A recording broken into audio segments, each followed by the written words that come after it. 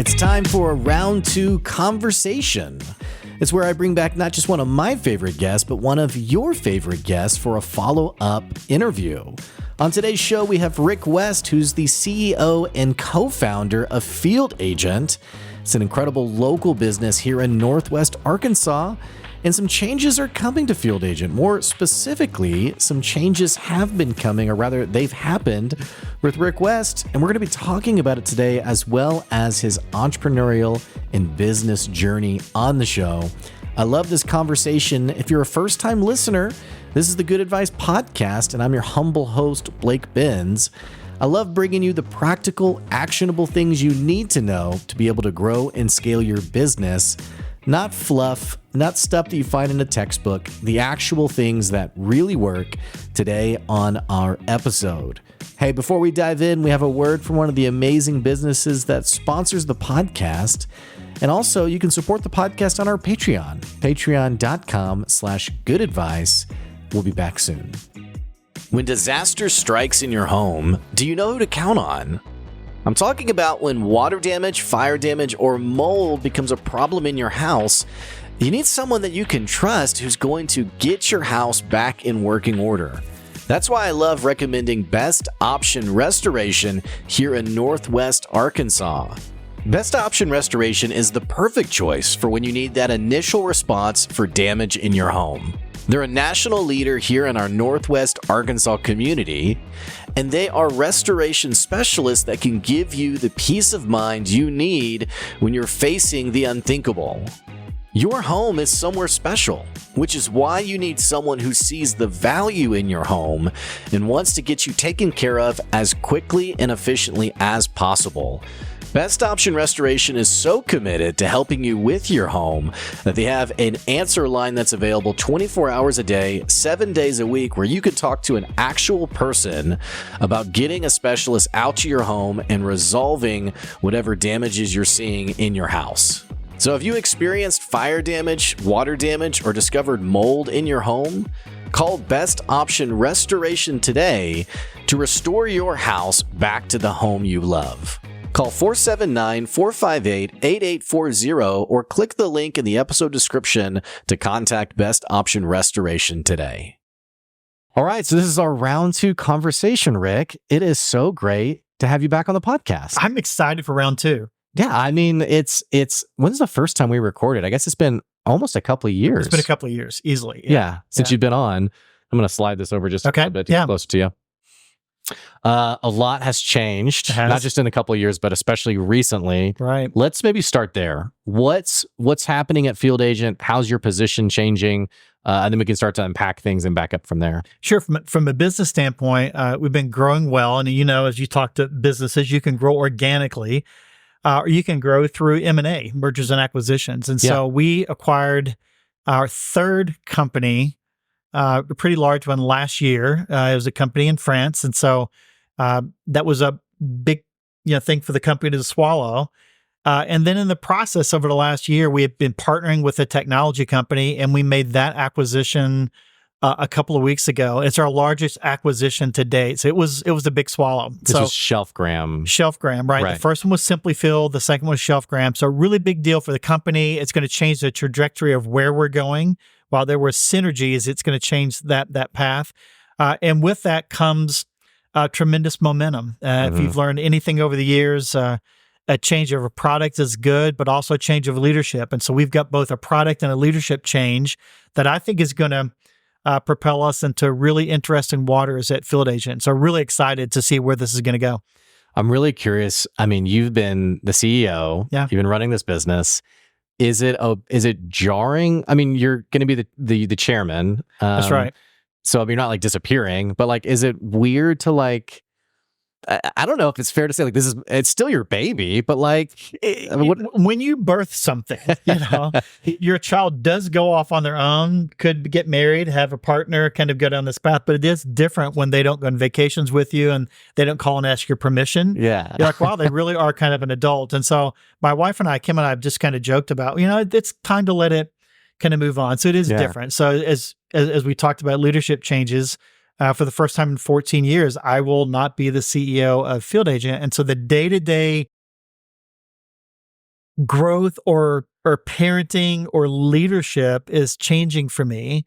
That being said, I'm still the co-founder. Right. I'll always be someone's parent, right? Yeah. And we'll maintain the chairman of the board. So I'll continue to have access, so once a month, kind of chairman of the board, and to some degree, kind of an advisor to the company. So I know they don't want to lose my institutional knowledge, but at the same time, I have to be okay with the new CEO, Ty Kasperbauer, for Ty to come in, to have his fingerprints on it, and for him to lead, kind of be that drumbeat of the organization. And that's tough. That's tough. You're going to find out when your kids grow up. You're like, but it's like, but Dad, I got this. I've listened to you. Some things I paid attention to, some things I really took on. And I think that's what's going to happen with the company. And what does it look like to, I think strategy is so interesting because strategy is so contingent on what's really important in the decision maker's mind. So like, what does it look like? And obviously, you know, we're both on the same page. Ty's going to do an amazing job, but for you as someone who's been in that role, what's it feel like seeing someone fill those shoes and like, hey, you always went left. This person's like, I think I want to go right. What does that feel like? I haven't had that happen yet. Yeah. Okay, because we're still just a few weeks into this. Right. I think it'll be interesting as the board chairman to realize you've got to let the new CEO run, but there's still some basic principles or premises that the company's built on, and I don't think that's going to waggle too much. This acquisition that we were all a part of and all made decisions to go acquire Shelfgram, that's the next year, 18 months worth of anything anyone's focused on. If you're not focused on that, we're in a world of trouble. So I think we're going to be okay, but there will be a point in time that he'll take it a certain place, and I've got to be okay with saying that's not what I would do. It's not that it's bad. I wouldn't do that, and be okay with it. So I'm looking forward to it. We'll see based on what my friends tell me and my wife telling me, you've got to sit on your hands, Rick, and let this play out a little bit. Yeah. So we'll see how well I do. So 14 years. Was there a moment where you were like, wow, I made it with this business? Because there's so many statistics. I don't think you ever made it. That's actually what I was wondering is if you never really. hit. I think statistically, someone will Google this and have the real facts, but I know it's really difficult to get to that first million. Yeah. It's crazy difficult to get to the next 5 and to get to 10. And again, we're past those numbers. That's, again, statistically, the bell curve gets smaller and smaller for the people that get past 10. And then when you get into M&A and you're multiple countries, that's another smaller percent. Yeah. So I still don't feel like we're there, even though statistically people would say, oh, you've hit this hurdle, this hurdle, this, you made it past 7 years. You've hit the multi-million thing. You've grown in a certain way. You're in certain countries. But I still don't think we're where we need to be. There's so much growth in front of us. And therein lies the challenge, that you can't just sit back. It's a constant growth machine. And if you build it, you have to feed it. And so you got to feed this machine that you've built. So I just don't know that we've made it yet. When you think back to that first, and you had actually, this wasn't your first venture. You had a history of entrepreneurship and business. So it's a little bit of an awkward question because that wasn't like day one of the business world. But thinking back to when you were Field Agent just had started. Yeah. Do you think back to a younger Rick West and just think about kind of how you saw things or your approach to business? Has it changed at all? I mean, yeah, I think so. I've matured a bit. I was always the idea person, the creative person. While I was a pretty good operator, I wasn't a great operator. But we were running 5 LLCs and making things work. It was North Star. There was, which is the marketing company. We had Ideos, which is the branded product, their kind of distribution arm. We had Core 4 Research. My wife was running, but we're partners there. So we had these LLCs. And so when Field Agent came in, it's like, man, this is another great thing. It's another idea. Let's start it. And I started to realize I'm a really good starter. Start it, grow it, big idea. We're going to drive this thing, get people behind you, and drive the strategy. And 2-3 years into Field Agent, you realize you gotta be careful chasing those shiny objects. So you got to stay now focused on this and be creative within the rails you've created. So the Field Agent rails were there for a reason. And I had to have my creativity there because we took on private equity money. I mean, everything's driving down this path. So I couldn't do another startup and do another creative thing. But at the same time, I didn't want to feel like I was stifled. So my leadership style took that creativity and that strategy and the ideas on where we could go, and took that and drove it within the rails of Field Agent. And so that was different, but was very exciting. And so still got the same dopamine hit, from what I was doing, but within those rails.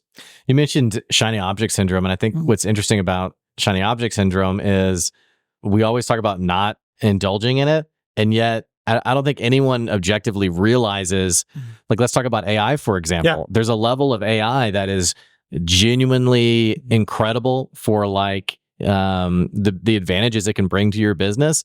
And then there's also this other side of it that is shiny object syndrome. Yes. And I think we're even seeing like products now that have like AI integrations where you're like, you sell cereal, like we don't need, like, what's with the AI? Like we don't need that. So how did you distinguish between what was worth your time and energy and what was ultimately a distraction? Yeah, I think to some degree, it's the joke of, hey, why don't you buy these Cheerios because they're sugar-free? Like, it's been sugar-free for 75 years, but you simply pop that shiny object on it. You're like, well, it's already that. So I think from a shiny object standpoint, we've bypassed a couple that people said, you've missed it. And we've been proven right. We didn't need to go down that path. An example in the research world that we were dealing in, like, you have to be Google Glasses. You got to have it connected. I mean, everyone's going to be wearing them. You need to spend a ton of time focused on Google Glasses because it's going to change the world, and people are going to walk around and they're going to see things. You're going to collect all this data. And we're like, nah, maybe not so much. Yeah. And so we avoided that shiny object. Now, AI comes in, the same question happens, is that you can't ignore that glasses were there. Right. But you do enough due diligence to decide if it's right for you. It's not a bad thing. Right. And I think AI comes in the exact same way. We're all naive to think that AI to some degree won't impact us. Mm-hmm. But like, we've been doing machine learning for 15 years. And so AI obviously is different. Yeah. And so we look at that and to say it may not be the focal point that we have, but even with the acquisition of Shelfgram, we have machine learning with AI on top of it. And that's really what we're driving right now. But we don't lead with AI. Mm-hmm. We lead with data visualization, what we're actually providing. Yeah. And they're saying, yeah, but why would I use your service if you're not doing really cool AI stuff? We're like, oh, we're doing that too. Yeah. So the shiny object is there. We just simply can't leave our core to go chase that. Well, when you had, I think about, people mentioning like the Google Glasses, the way I think of it today is sometimes I have people call me who are very experienced in business and they're very earnest about what I need to be doing with good advice. Like, you got to be doing this. Yeah. And for me, I'm always, I think, navigating, okay, how much do I want to lean into that advice and how much do I want to try to maintain, I guess, the core that you're referring to. Yeah. Over the years, like, how did you learn to take feedback and ultimately decide if something was good feedback or not? So let's take your podcast. So you're not putting every dollar and every waking hour you have into TikTok. Why not? Are you crazy? Yeah. I mean, every waking hour. Yeah. And so that doesn't mean you don't have an account on TikTok. Right. That doesn't mean you don't have some, but that's not. And I don't have an issue with people using TikTok. I think it's been very profitable for many businesses. Exactly. So we look at that core to say,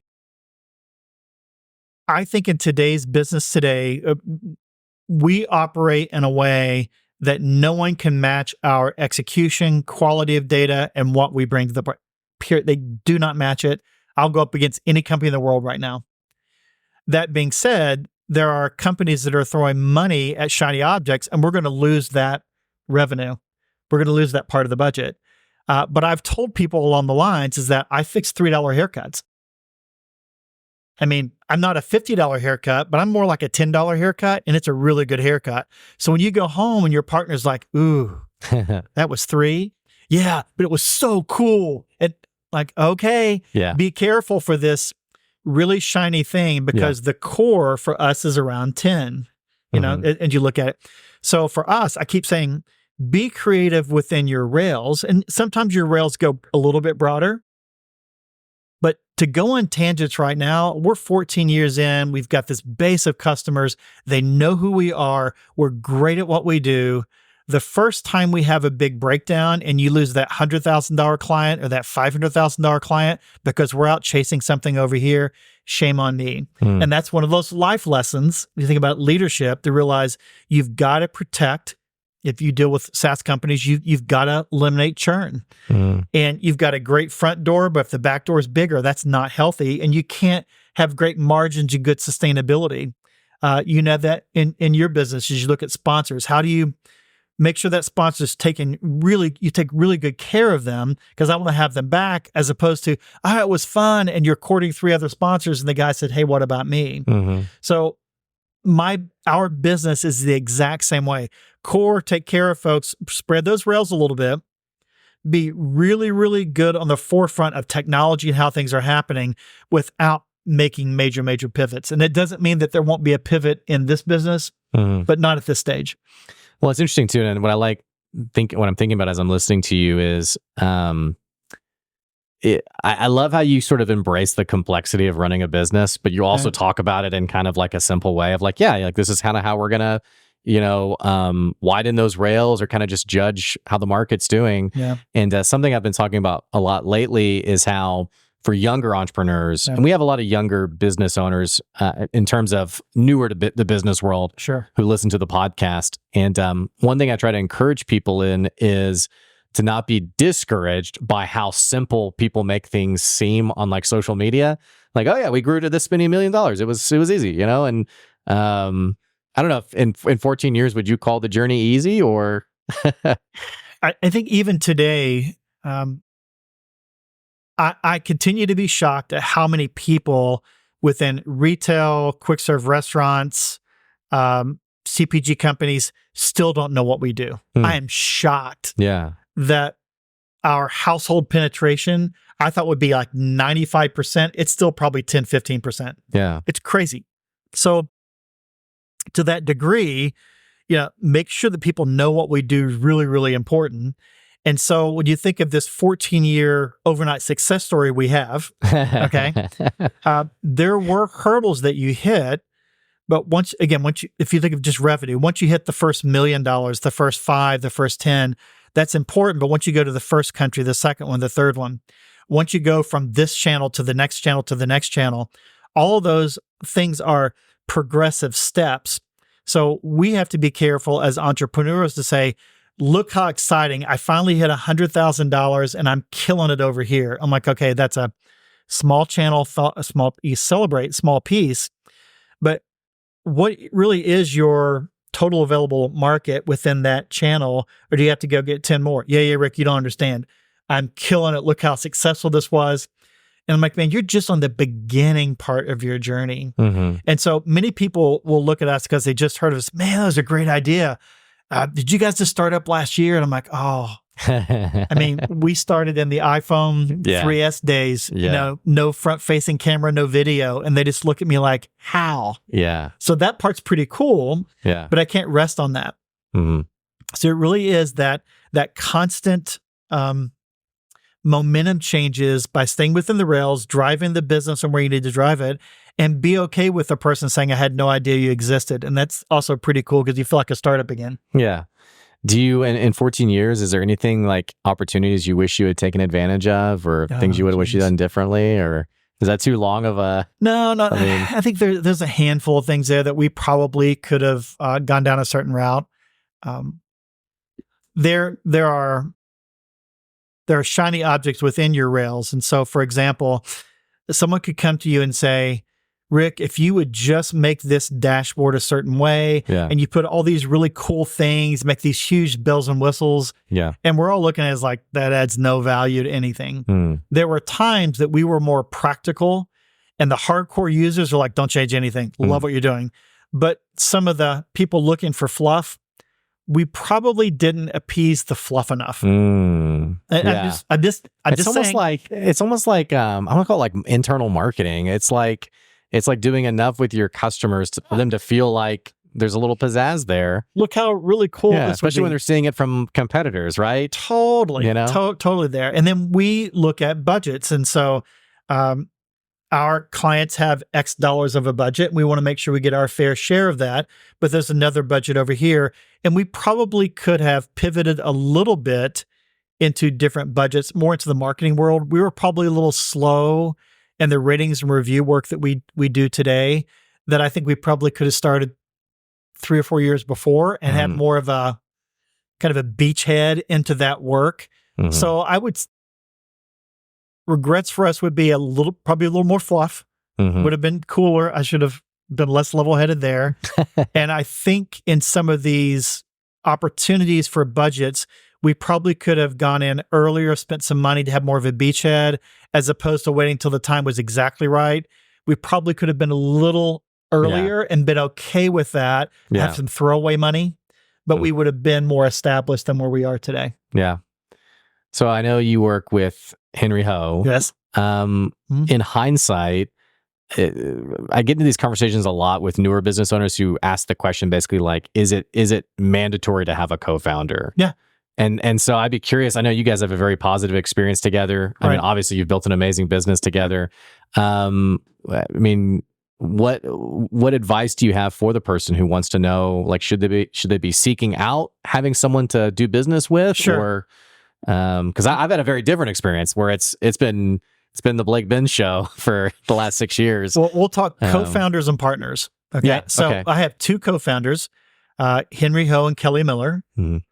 Henry's an amazing strategy guy, great with customers. Kelly was the tech guy. Again, I was the operator, creative, marketing, brand guy. So we complemented each other really well. And in those early days, I know it sounds hard to believe, but early days, the iPhone had been out for a year or so. It was still a fairly questionable, do you jump into this? So the 3 of us partnered together as co-founders, worked nights and weekends while we ran our other businesses to see if this was going to be the right bet, which is completely different than Rick and Henry being these partners for the previous 10 years. So when I tell entrepreneurs they're getting started, I wouldn't take on a partner. This gets into LLCs and ownership, et cetera, unless you really, really needed to do that. There's nothing wrong with having a co-founder, but that doesn't mean the co-founder has to be a 50% owner in the company. And so when you work with like Startup Junkie, people like that, you're doing these great hackathons. Yeah. You've got 2 people there or 3, they're like, oh, we're going to be equal owners. We're going to do this. 2 are going to keep their full-time jobs and 1 guy's going to kill it. Yeah. I'm like, why does it have to be equal? Because it just does. Yeah. I said, no. I said, you can be equal co-founders, voting, et cetera. But as it relates to the partnership piece, this person is really running it. Yeah. So therefore should be a little bit different. So the long-winded and the short answer to the longer question is, I think for Kelly and Henry and I, we uniquely came together, had been running businesses, knew what we needed to do. We're equal co-founders to drive X. For many entrepreneurs, it's less of a co-founder that's an equal partner, but it is a co-founder that gets the recognition and some shares because it's a piece that you can't do today, but you got to realize that co-founder may not be here in a year or 2. Yeah. Wow. And the most difficult thing, this is Rick's opinion, in the founder partnership piece is signing a prenup and then going through a business divorce. And I've been through 2 business divorces. Oh man. Okay. And business divorces are different because who gets the kids? Yeah. Okay. What do visitation rights look like? Yeah. How do you divorce financially? How do you divorce emotionally? How do you divorce with your children? I mean, all these things are important. He said, yeah, but hun, we did the prenup over here. So don't take it lightly that equal ownership, even with a prenup, if you're not completely in lockstep, and Henry and I are like brothers, we fight like brothers, but in the right way, we know that we're not going to divorce. That's just not in our ethos and who we are. Right. But that doesn't mean the good buddy of yours that wants to start in and be a part of what you're doing doesn't say, hey, in 3 years I'm done. Just buy me out, or I'm just going to quit.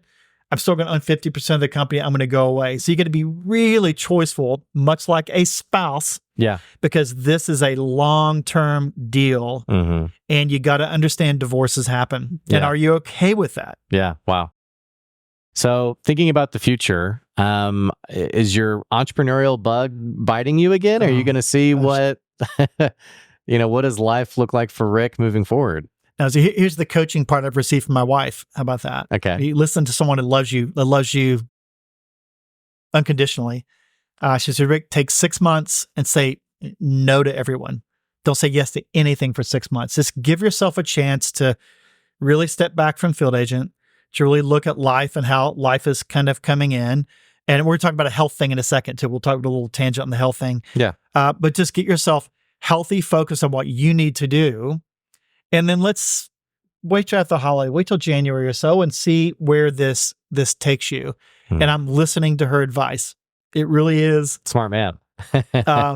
I've told a few people already, I'll give you a half day, a few hours, but I'm not signing up for anything. I just need to let this take its course. And part of it was, even for me stepping down, and like I've told multiple people this and told my team, I had health issues coming into it that made me step down. Okay.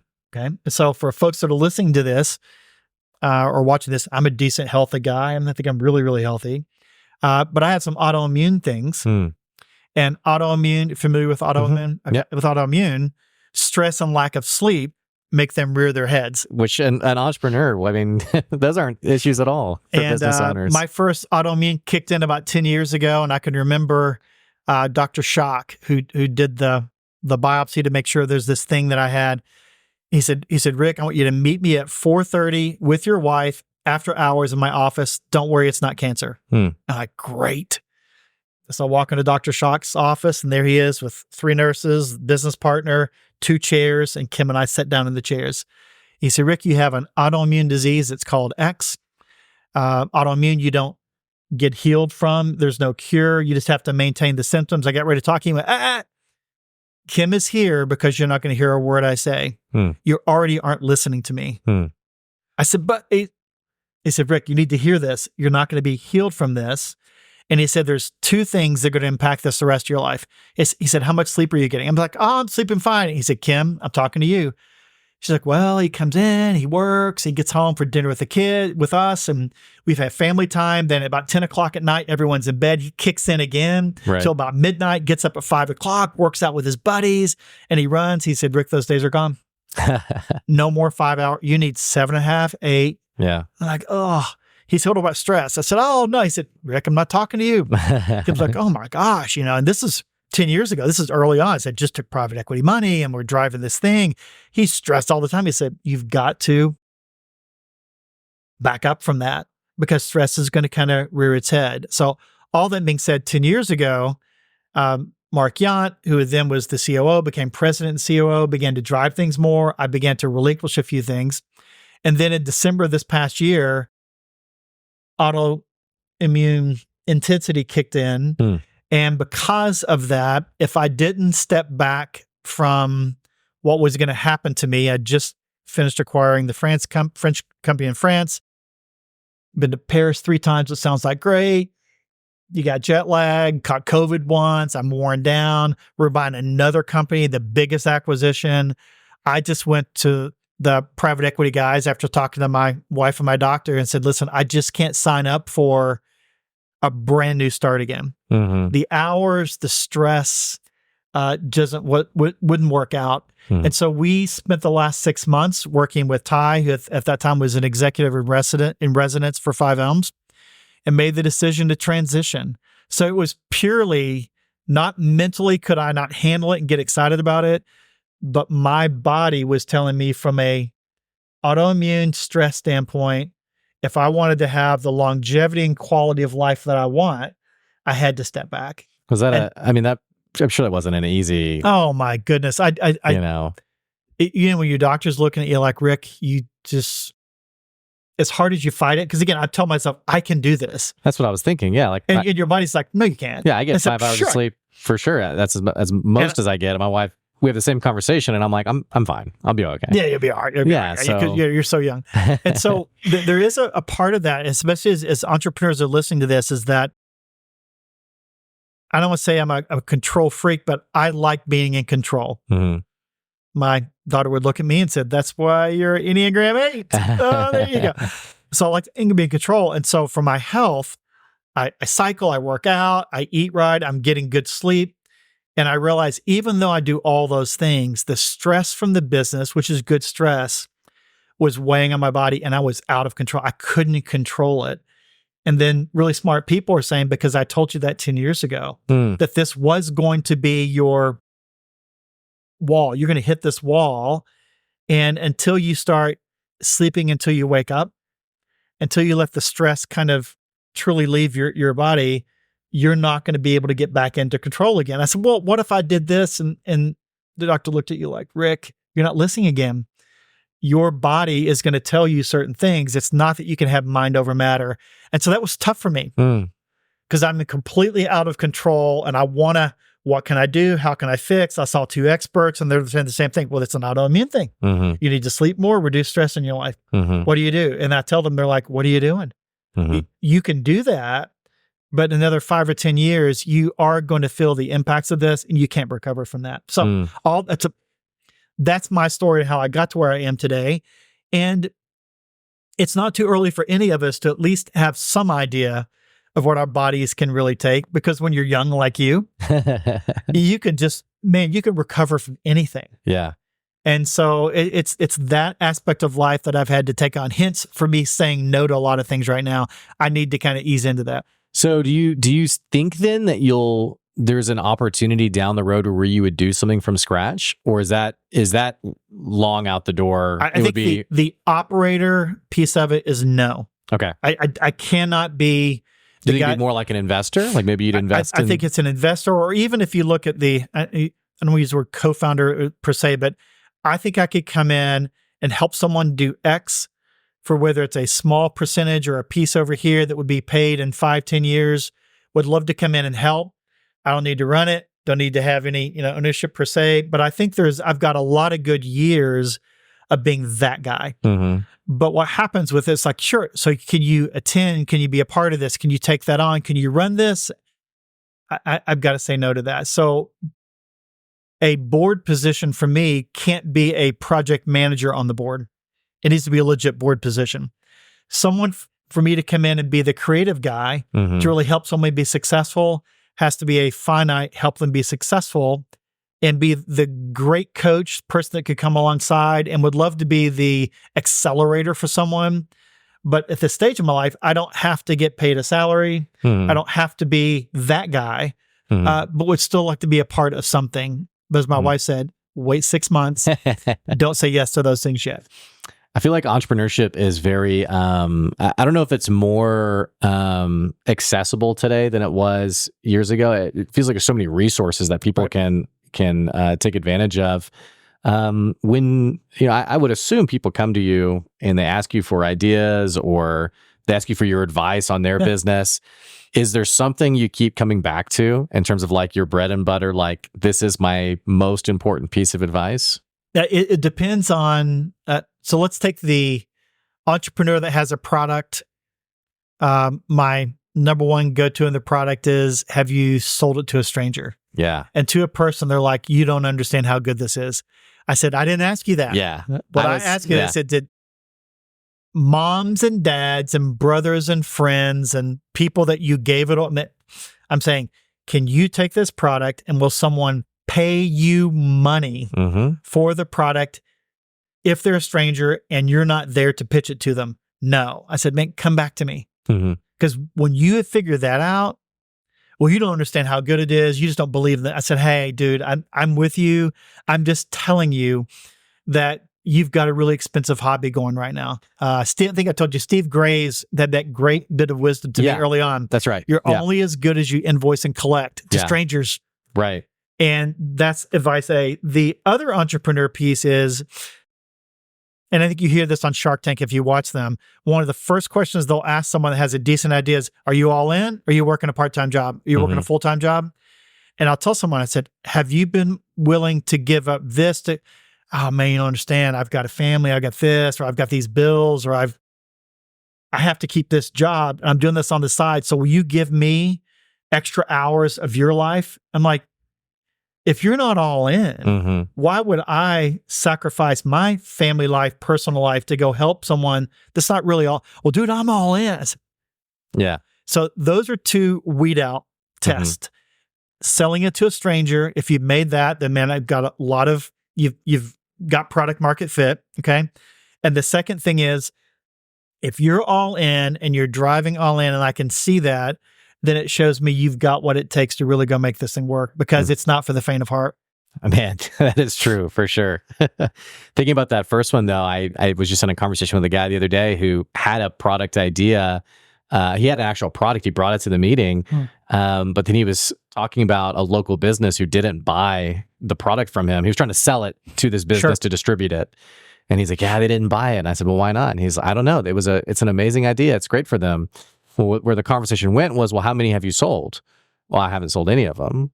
I said, well, can you see now why they told you no? Yeah. He said, but it's a great product. And it's funny. I mean, it's so easy. I think for a lot of us, especially when you are all in, you're so deeply tied to the product or the service that, I mean, it's got to be the best thing in the world. Otherwise, why would you spend, 60 hours a week plus on it?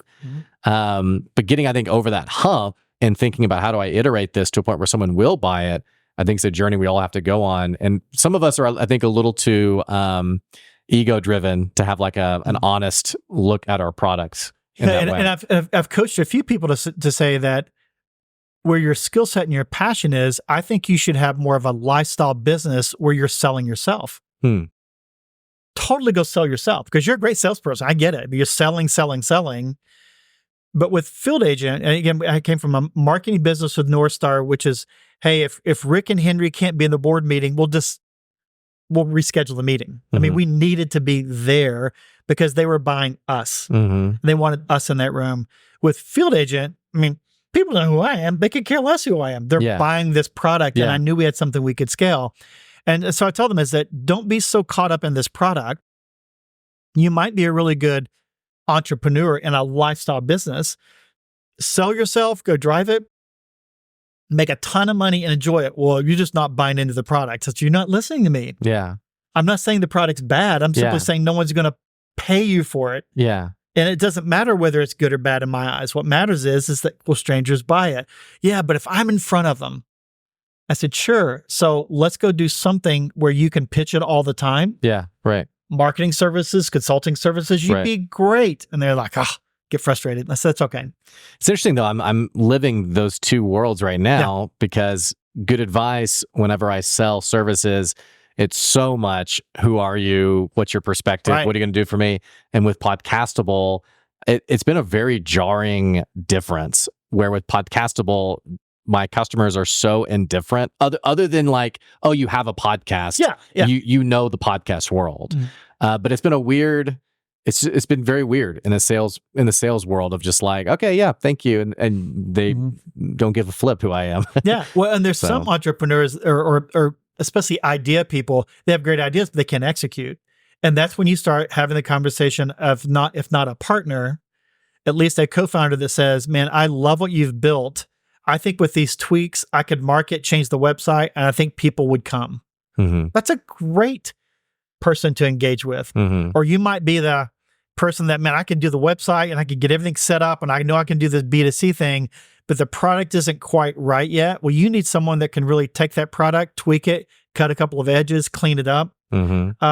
Shark Tank, for all it's worth, you hear that. Somebody said, I don't like the packaging. I can change that. Like, that's my baby. And they'll say, are you willing? Are you willing to listen? And the other person, man, a grazing product, but you don't have a company yet. Are you willing to listen? And it's the same two things. People come in with an amazing product. They can't scale, or they're a great salesperson, but they don't have the product figured out. And those sharks do the same thing all the time. They invest in you for certain things. And there are times they're saying, I don't even want you. I'll just buy the whole company. That's right. Well, be okay with that. Well, you don't understand. I mean, I am the product, right? And so it's hard for, especially a young person to have their not their self-worth, but everything's tied into this thing. Yeah, identity. How can I let this thing go? Because it really is me, and it's not the case. Yeah. It's great advice. Rick, we are out of time today. This is such a great conversation, and we're going to have to do round 3. We can do that sometime in the next year or so and just see, what you've filled your calendar with, what that looks like for you. Let's talk in January after we've had about 6 months, and my wife says, okay, you're free to now talk about what you're going to do. Hopefully the podcast is a very easier, just pop in and, Absolutely. But I do appreciate you coming on today. What's the best way for people listening? Are you open for people reaching out and commenting on the episode, or what's the best way for someone to reach out to you? Is it LinkedIn? LinkedIn is still there. Yeah. It's easy for just to ping that. It's going to come right to me. I still have my fieldagent.net email address. Okay. It's crazy. It's still, it's still there. And I think the aspect of it is I know in this community that we live in, and in the broader community, entrepreneur community, I still want to look like help. I just want to look like help for a finite period of time. Yeah. And so if it looks like that, reach out to me, or they can always ping you, and you can connect the two of us. But would love to be a source of help to your community. Yeah. Thanks again, Rick. Appreciate you. Hey, for our listeners, if you're a first-time listener to the podcast, what the heck are you waiting on? Click that subscribe or follow button so you can keep getting good advice wherever you are. And if you love the podcast, you want to support the podcast, you can always check out our Patreon, patreon.com/goodadvice, where you can support the podcast for as little as $5 a month. Or if you're a business and you want your business advertised on the podcast, you can always reach out, blake@goodadvicecoaching.com. Thanks so much to all of our supporters. That's today's Good Advice. We'll catch you later. See ya.